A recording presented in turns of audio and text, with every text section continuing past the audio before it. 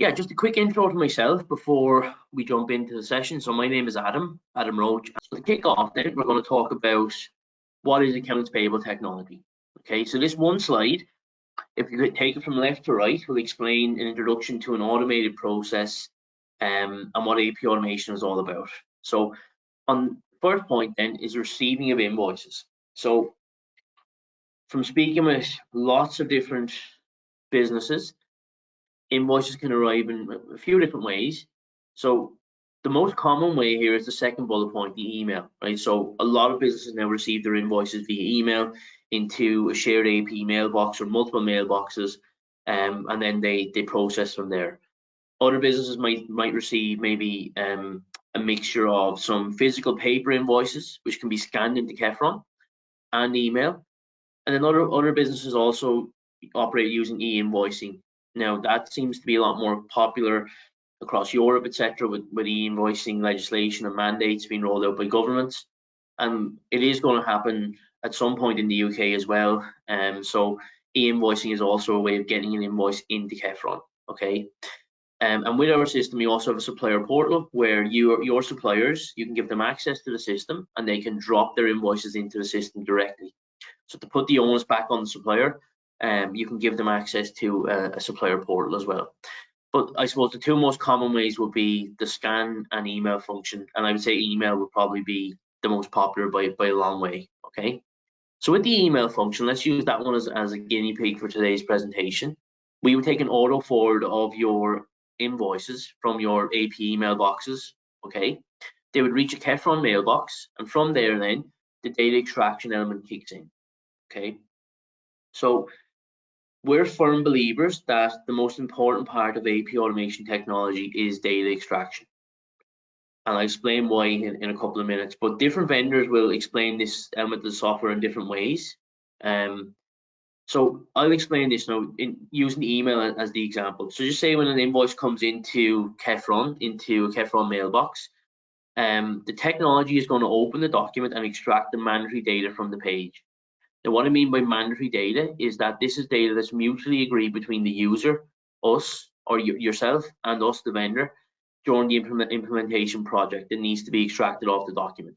Okay, so the most common fields we see are things like invoice number, purchase order number, supplier name, the currency, the net tax total amount on the invoice, payment date, invoice date, things like that. So they're just common fields that we will always look for on the invoice. If you have any specific fields you need extracted, then we can also look for those, but we need you to obviously let us know that. So in order to extract this data, the software is going to use a combination of AI and machine learning technology to identify where the mandatory information is on the page. Because Kefron's processing about 400,000 to 500,000 invoices each month across our client base, the software is continuously building up models and knowledge of where to look for certain pieces of data on the invoice. And this is called IntelliTags. So, but I suppose the major difference, as you can see here on the slide, is also the major difference here between best-in-class solutions and others in the market is the best-in-class solutions will pair our AI extraction models with people in the loop or a team of extraction experts. And what they do is they sit in the background and they optimize the software if it fails to pick up a piece of information. Now, just for, I suppose, peace of mind, our AI success rate is around 96 or 97% at the moment in terms of extracting all the data accurately off the document. In terms of why it wouldn't find a piece of information, it happens two different reasons. One is the supplier might have left the information off the document altogether.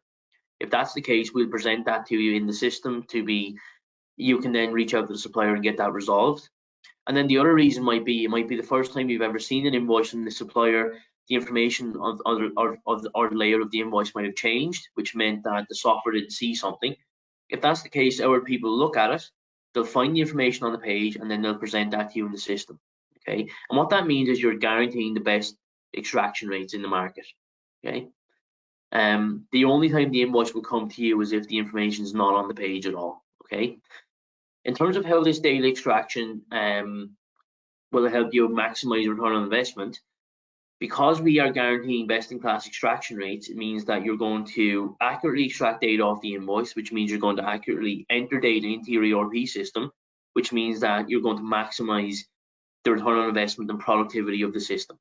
Okay, so the next piece then is after the information has been extracted off the page, there's two different types of invoice we process. So there's a non-PO bill and there's a purchase order related invoice as well. Okay, so a non-purchase order bill will come into Kefron. Each invoice will go through a validation checker. Okay, so there'll be a validation step to enforce things like duplicate payments, invoices that might be outside a certain date range, or things like invoices that might be suspect for fraud as well. So we'll stop invoices like that if they break business rules at the beginning of the process.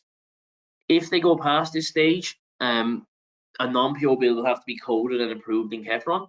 Okay, so in terms of coding, there's three ways of coding an invoice in the system. There's default coding, which means that you can default coding structures based on supplier, for example. So this happens quite often with electricity bills or things like that, where they come in and your team are continuously coding them the same way all the time. So we can default that for you. Also, we have memorized coding in the system where invoice comes in, you code it, and then the system remembers that and presents that back to you. Okay. So because the system is built on AI machine learning, the more you do things in the platform, the more it remembers and the more automation you're going to get. Okay. And the final way then is user-driven coding, where you can extract data directly off the invoice using our scanner. So it really is minimal typing. It's more extraction and selecting of options at the drop down on the coding level. Okay.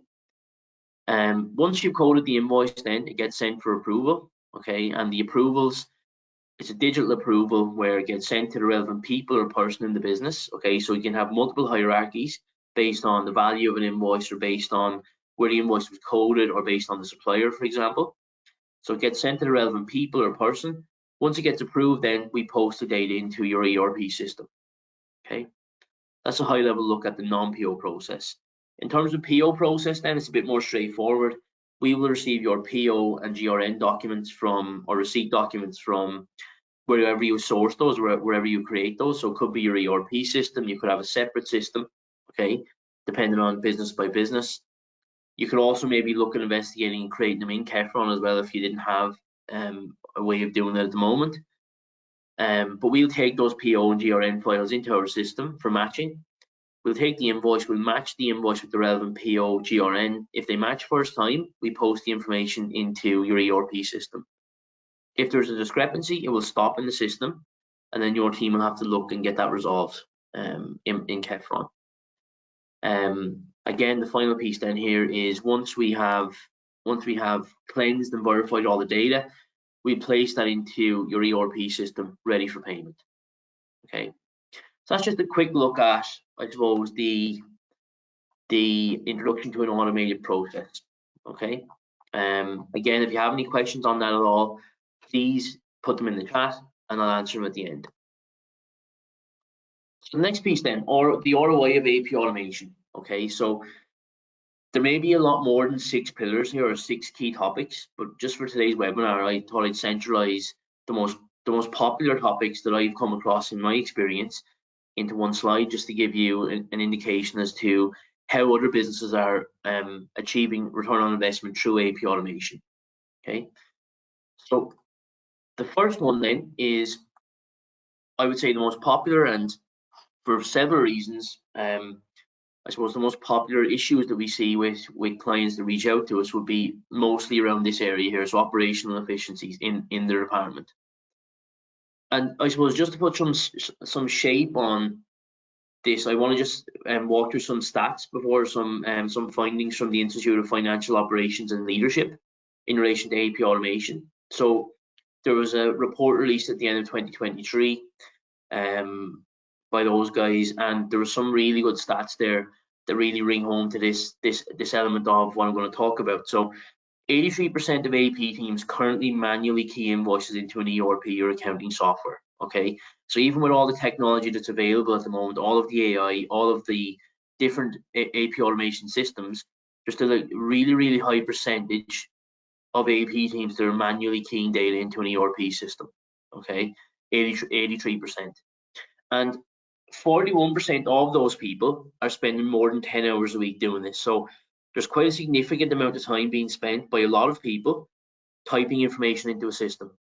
Okay, and in terms of biggest problems faced, 44% of AP teams say that manually entering invoices is their biggest problem. Okay, so it's very common across the board that this area here, in terms of manually entering data into an ERP system, manually chasing people, manually doing repetitive tasks, is the most, I suppose, the biggest challenge in AP teams. Okay. Now, how do you achieve ROI from, I suppose, driving automation here? So with the introduction of a system, you can automatically remove the typing of data into an ERP system straight away. So if your team are spending, as I said, there's say 41% of teams are spending more than 10 hours a week typing data into a system, that 10 hours can straight away be given back to you by using a system like Kefron or a different AP automation system. Okay. Also in terms of matching invoices with POs and GRNs, if you haven't got a system in place, your team are probably spending significant time matching these manually every time they come in. With a system, the system will do this matching for you, again saving you significant time, and with time saving you significant money as well, and giving you a lot of time back in your team. Other things we come across are really outdated approval processes where people are chasing people via email, even phone calls, emails to chase people to approve invoices. With a system, again, we can send automated reminders, we can have auto escalations to make sure things get approved on time. So again, driving automation within the operational side of AP can straight away give you back time saving and money saving, which is ultimately going to lead to return on investment. Okay, that's the first piece. The second piece then is an improved cash flow. Okay, so again, the main thing I want to talk about here is I'm actually going to give you a small customer story here with this one. So take advantage of early payment discounts and avoid late payment penalties due to automated processing. Okay, so one of Kefron's clients, Wales and West Housing, had this issue before they invested in our solution. So their finance team was struggling to meet their 30-day payment term with their suppliers because they had a very outdated authorization process in their business. Okay, so Kefron enabled Wales and West to digitize their approval process, and ultimately what that led to was them reducing their time to pay suppliers from 32 days to 17 days on average. Okay, so significant time saving there in terms of 32 days to 17 days. And then what it allowed them to do is potentially take advantage of early payment discounts instead of paying late payment penalties. So that can again have a significant impact on your cash flow in the business and put more money into the business a lot quicker. Okay. The second bullet point then is accessing real-time data to provide insights into outstanding invoices. Again, without a system, it's very difficult to access real-time data and understand exactly where the bottlenecks are in your process. With an AP automation system, you have pre-built dashboards and reports that will allow you to very easily investigate where things might be getting slowed down in the business, where you might be able to improve. Are there certain problematic suppliers you're working with, for example, etc., etc. And with that data, you can really make improvements a lot quicker than without the data at your fingertips. So that's the improved cash flow. Third piece then is scalability without increased costs. So with this one, it's pretty self-explanatory. So again, very, very common thing we see with a lot of clients that we speak with is they reach out and they look for help because their business is scaling at a certain rate.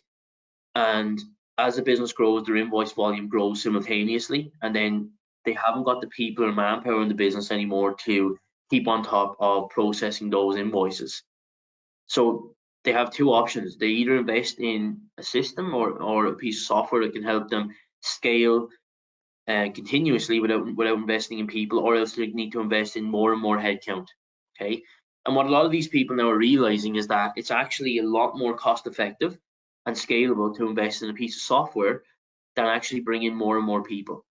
Okay, so instead of hiring lots of more people, you can continue with your existing team, bring in a piece of software, and then actually allow them to focus on more value-add activities, which I'm going to get on to again in a couple of points down the line.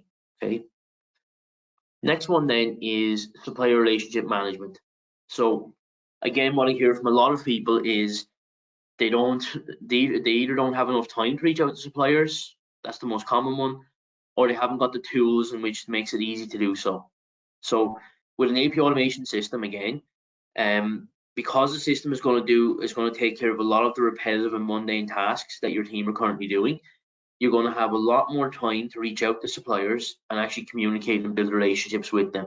Okay. Also, because your invoices are probably going to be paid quicker, and especially at least on time, your supplier relationships will improve as well over time after using the system. So it gives you more, I suppose, ammunition to go and reach out to suppliers and potentially negotiate better rates, things like that, which will ultimately enable you to maximize ROI as well through using this software. Okay. Next thing then is risk reduction and compliance. So again, in the world of finance, compliance regulations are changing all the time. Using the system, like Kefron, again, we are always keeping on top of the latest regulations, latest compliance in the industry.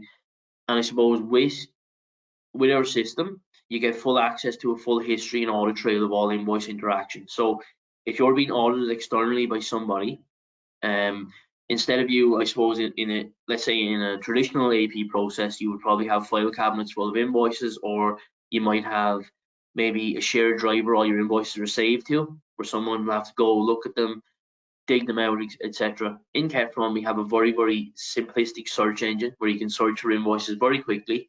And then in there, you have a history tab on each document, which gives you the full time and date stamp of anything that's happened on that document. Okay, so it gives you full visibility straight away of what happened, when it happened. And then I suppose the second bullet point then is built-in rules and controls. So I mentioned this on the previous slide, but with Kefron, you have got checkers in place to prevent potential fraudulent payments.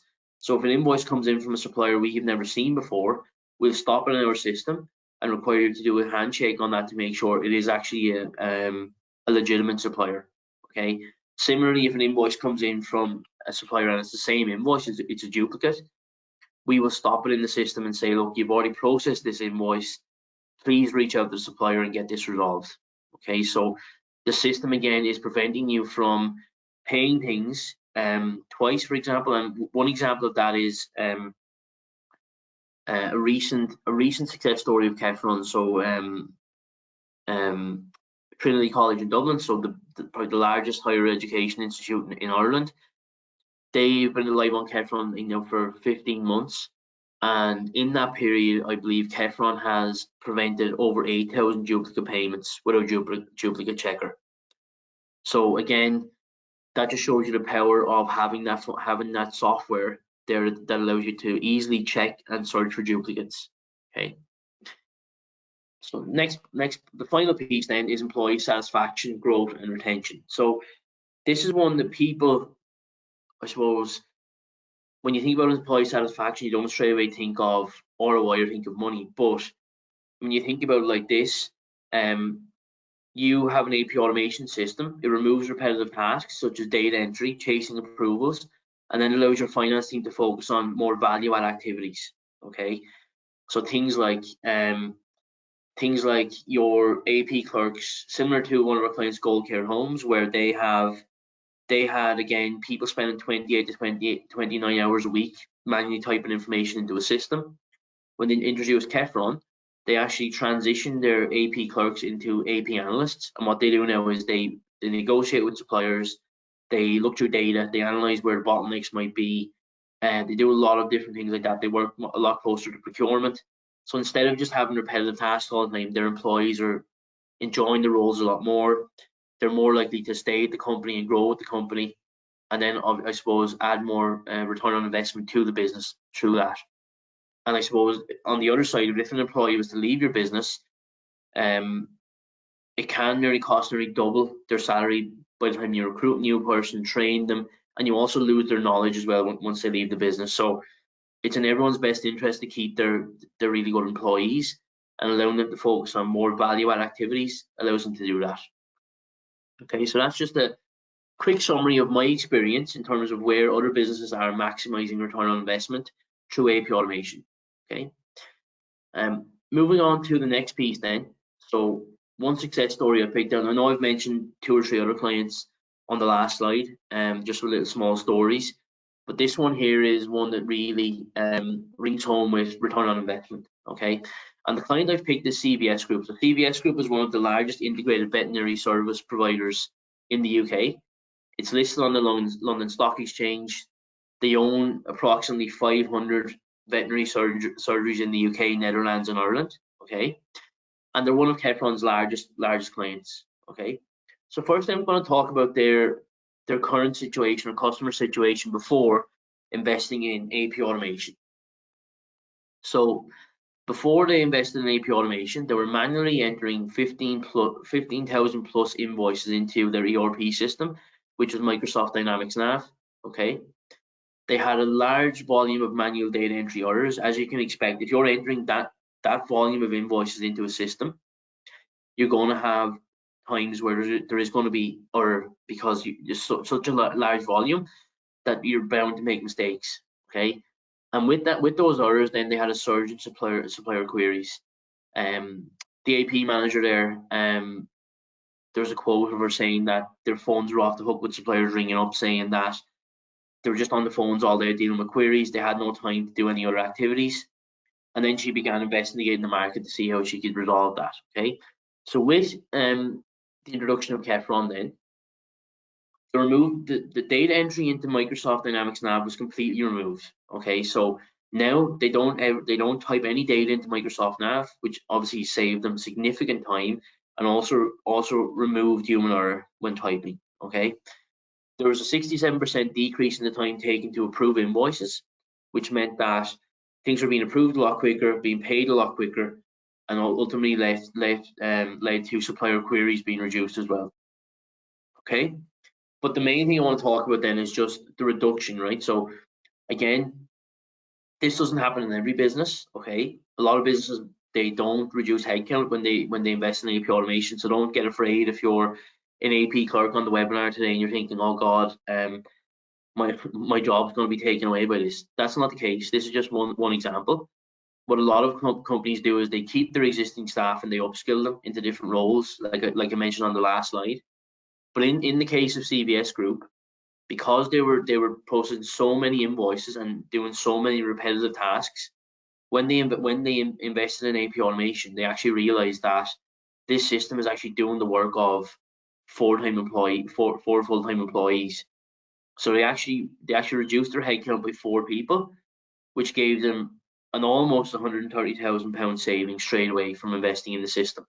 Okay, so when you look at the bottom line figure there, it really brings home the potential and the very quick return on investment you can get by investing in a system like this. Okay, so that's just that quick example on CVS Group.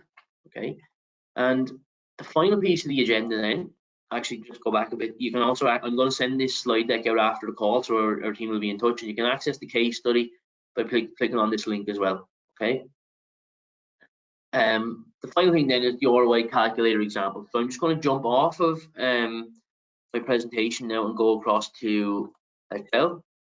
So just to explain this a little bit before I open this up, I'll open up first and explain. So as I said at the beginning of the call, in a lot of sales engagements now, especially when people are investing in software, there's always a business case put together and presented to a board or presented to decision makers in the business.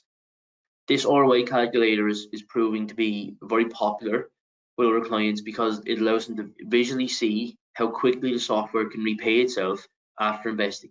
Okay, so this is an example of a recent one I built for a client. I also took their logo and stuff off it. But if you start at the top of the Excel file here, all of the yellow fields are all editable. Okay, so you enter in your own data, etc. in here. So at the top here, you have number of months to set up, 2 months. So normally a Kefron project can take 6 to 8 weeks from start to finish. So we just put 2 months in there just to be safe. So you have 10 months left after go live. In terms of the recurring cost, Kefron's billing model, I'm not going to get too much into how we bill clients, but it's a fixed fee based on the number of invoices you process every month. This client was processing 2,000 invoices a month. So the fixed fee here is just under £1,500 a month. Okay. There's also an implementation cost where you have X amount of days to implement with a system, and this can vary based on the ERP system you use, based on the complexities of the project, etc. This client here has a 7-day implementation charge at $995 per day, so just under 7,000. Okay. In terms of this client's current team details, they have 2 full-time employees, and the fully loaded cost of those is £30,000 each, and that's a £27,000 salary plus 10% for other expenses and insurances and things like that. Okay, so total staff cost is 60,000. Then here's where we're going to get into the savings piece, right? So client productivity savings. You have the activities across the top, which this client was spending time on. So you have your manual data entry, you have your PO matching and non-PO coding, you have supplier dispute resolution, you have chasing approvers and PO creators to get things signed off. Then you have search and retrieval of missing invoices. With this client, they didn't have any other costs. So other costs could be things like printing of invoices, storing of invoices, cost of other systems, for example. This client didn't have that, but other clients have. So this then breaks down the cost of each activity. So the team are spending 45% of their time on manual data entry, which is 27,000, 25% on PO, non-PO coding, 15,000, and etc., etc. So you take a percentage of the 60,000 and it gives you the cost of each activity. Okay. You then have the expected efficiency saving per activity by using Teflon. So the manual data entry of invoices, again, as I said, that gets completely removed. I put in 95% just to be conservative, okay, in case there's 5% left over. 60% PO and non-PO coding, 50% supplier dispute resolution, 50% chasing approvers, and then 70% looking and searching for missing invoices. So at the bottom here you have the total savings, which is coming in at £44,000 per annum, okay, which is just under £4,000 a month. Okay, so when you look at that, right, by introducing this software, it's going to save your team just under £4,000 a month. Okay, and the investment in the software is going to be in year one. It's going to be £7,000 to deploy the system, plus the ongoing cost of just under £18,000. Okay, which is a total cost of £25,000. So the calculation then is this software should begin to offer you a return on investment after 6.7 months, just 7 months, okay, into investing in the software. And then we calculate that as we take just click on this, we take the total saving per month, and then we divide that by the total cost per annum in year one. Okay, so we have, we take the total cost per annum in year one, divide that by the saving per month. So that gives you the number of months which the software is going to offer you up a return on investment. So that's just a quick look at a calculator. And yeah, I think I'm going to go back to the deck now. That was just a quick look at the calculator and how that works. And again, if you're interested in having one of these made up for you as a business directly, please reach out to me or any of my colleagues, and what we can do is we can sit down, take your data, and we can manipulate that calculator to make it look more relevant to your business. Okay. To finish up, I just want to look at some of the questions that people might have asked. Okay, so I have a question from Anna. So how long does it typically take for companies to start seeing return on investment after implementing AP automation? So I suppose, Anna, the calculator I just walked through a minute ago will answer that question. Okay, so again, that was a specific one for a specific client. Okay, but every client is different, but you're going to see, it depends on a couple of things: the number of full-time employees you have, the number of what you want to do with those employees. Do you want to reduce headcount? Do you want to keep them and reissue them to different roles, for example?